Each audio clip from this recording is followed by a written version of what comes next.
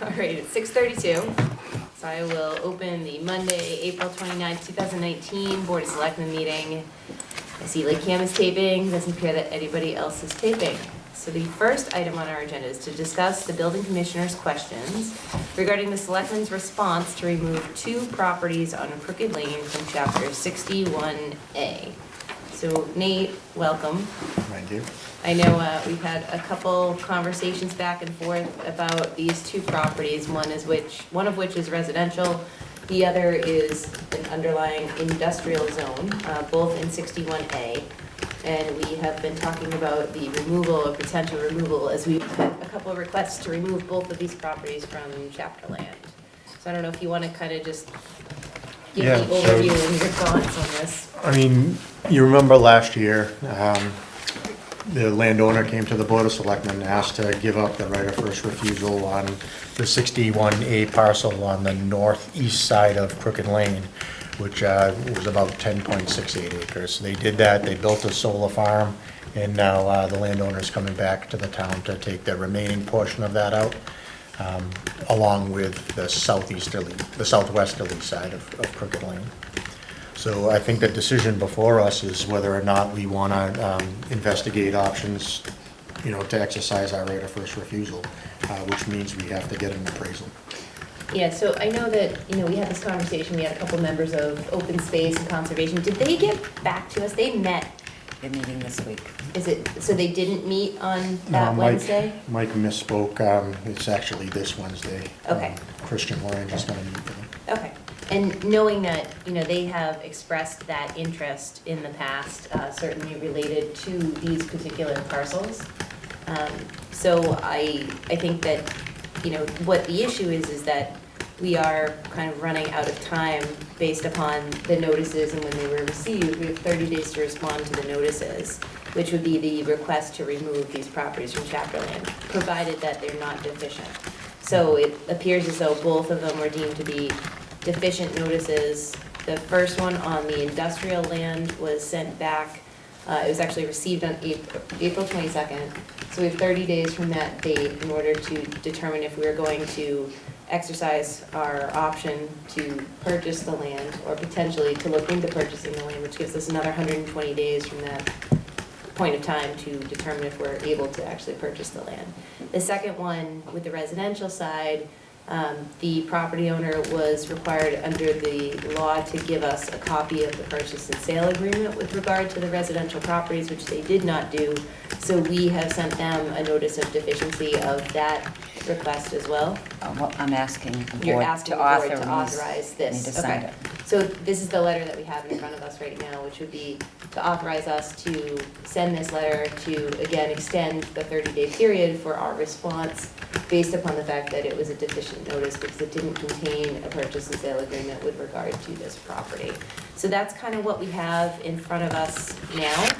And if we are to exercise or to, I guess, it seems like it's in the negative if we're to not exercise our right of waiver of first refusal, that we would need to get an appraisal done so that we have an understanding as to whether or not we are going to move forward with this within this 30-day window. So if we were to get an appraisal done, a request would be that we would put that forth as a motion tonight to do an appraisal on both properties such that we have the dollar figures available for us to determine whether or not we want to exercise the right to purchase the property. And then we have 120 days from that. Well, on one, we just have to wait for their purchase and sales agreement. For the residential piece. Residential. Okay. And the other one is to order an appraisal. Now, what if the purchase and sales agreement contains both the land and the building on it? Because that's an issue that I think we would be facing, is that it's really the land that we're interested in. And if this isn't going to be sold as one property, which I also don't understand how that works at the registry side, that we have no basis by which to determine the fair market value of the land itself as opposed to the land with the construction on top of it. I spoke to Christian about that, and he said in the purchase and sales, they're actually separated. And I haven't seen the full purchase and sales, but yeah, that the land value is separate from the And the town improvements. council said it should be broken out in the PNS too. Okay, so that would be on each P&S though there? So would this Each. need to happen each time that one of those parcels, it's a little over 9 acres, right? Yeah, It's over each there? one of the parcels, once Will they have got a its own PNS. P&S, and yeah. that will start the clock on that particular parcel. Yeah, they would have to be removed independently. Okay, You know, unless, at which time there's not enough land to keep in 61A. So at some point, you're gonna reach, you know, critical mass where you don't have 5 acres left. great, At which time all of it will need to be removed. okay. So But there's a how separate many process. acres? 9. I believe there's 9 point something on that side, and there was 22 total on the northerly side where the solar farm is, and 10.68, I believe, has been taken out already. Yeah, I mean, and the issue being that when the first 10 point whatever was removed from 61A, it was never, I guess it was removed, but it was kind of landlocked and removed, Yeah. such that there would be no access to the property or frontage on the property if the town exercised its right to purchase the remainder of that property. We kind of end up in a zoning nightmare with that use that could never be changed at that point from a solar field. So the residential, possible residential properties there, 4 lots or is it 5? I think it's 4. They already sold one. Yeah, I think there's 4 or 5. It's a total of 9 acres, so I don't have the A and I R. think it's 5, I think it's 5 lots. The 2 end lots in theory have purchase and sale agreements on them. The one by the Orals, Yeah. when I say Orals house is everywhere, so. Yeah. But the one on the wood line, further down Crooked Lane, that one in theory has a P&S, and the one closer to the, Route 79. Route 79 has one. There is another house there, oh, correct, on the corner? Already Corner there was- existing. yeah, But that's not related. Yeah, that's not related, but there is another house there. Right. Rita has the 5 lots. Right. If that helps. Because this is that other house right there, right? Or is that part of theirs? No, it's. No, that's part of theirs. Part of the theirs. 5. Okay. So if we do them one at a time? Separately, The letter that we have in front of us dated April 26th is for the Residential side. housing side, is that correct? Yep, so that, So, right. I'll change the date on the That's letter too. sufficient, right. And we would expect them to supply that expeditiously. So are we, I'm gonna make a motion that we send this to Mr. Laranger at 80 Front Street, Marion, Mass. That's my motion. I second that. all right, Just because discussion. more than anything, it's housekeeping too, because it should have been included in the original and it wasn't. Right. Right, so now we can't move forward unless we have all the parts. Yeah. Okay. Okay, any further discussion on the residential property? Underlying residential property? All those in favor? Aye. Aye. Okay, so the next piece is related to the industrial property. So with regard to that industrial property, again, if the town would like to preserve its right to exercise its option to purchase, we would need to get an appraisal done as soon as possible on the property. A majority of the remaining land is wetlands, and I believe there's not really much frontage, right, with Yeah, regard. well, there's frontage on that one, they just wouldn't leave frontage on the solar. That's right, Yeah. yeah.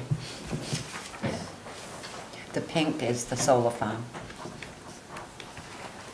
And so it's the remainder of that property.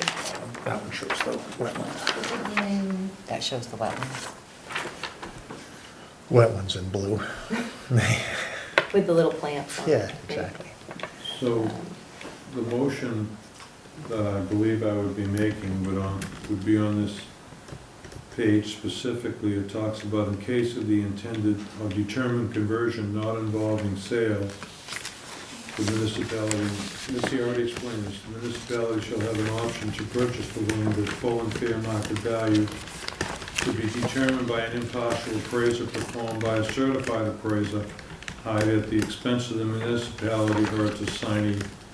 The original appraisal to be completed and delivered to the landowner within 30 days after the notice of conversion to municipality. And when does that ticker? That, The 22nd, so we have to send a Right. letter So- out for the So 2nd. my motion would be to hire a certified appraiser to come up with the value of that property. And then we can determine whether we want to exercise our right or not. can we add, All right, we have a and motion. send notice that we're going to do that? And to send notice. Okay. I think that can be Sure. administratively added to that motion. So that's the motion, that's the second. Any further discussion? Mitzi, if I can add just one thing to that. I did talk to Christian today, and where he's meeting with Open Space on Wednesday, he has at least entertained a conversation about, on his own, doing, possibly protecting some of that and offering up on the conservation restriction or through another means. I feel like we are having to rush through this again with the 30-day timeline.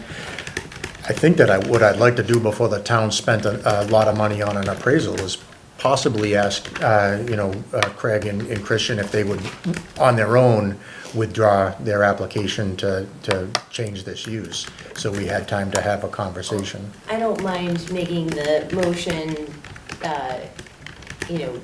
contingent, if that does happen, then I'm okay with stopping the appraisal at that point in time, but I just don't want to lose time.